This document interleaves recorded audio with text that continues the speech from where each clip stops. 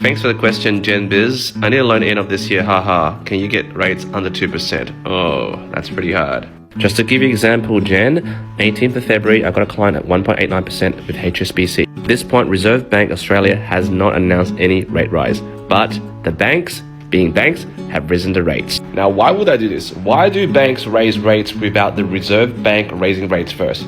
Because banks being banks, they feed on market sentiment, which is the fear that rates are going up with all the media commotion, so they raise rates. Why? Because they get a profit. Now, before we segue too far on banks being assholes, the cheapest rate was 2.29% at Bankwest. Again, the Reserve Bank has not risen rates. So in a span of a month, Jen, the banks collectively have risen rates 3 freaking times. So if your settlement is around 2022 December,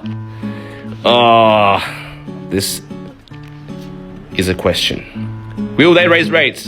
Yes, of course. So therefore, that 2% dream, don't think about it. But of course, Jen, I'm not going to leave this video with some negative taste in your mouth that rates got to be astronomically high by December 2022 when you need to settle.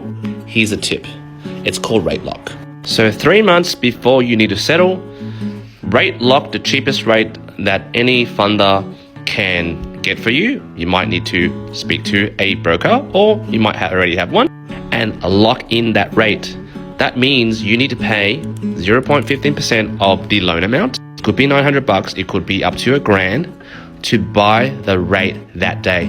That locks the rate for 3 months, 90 days.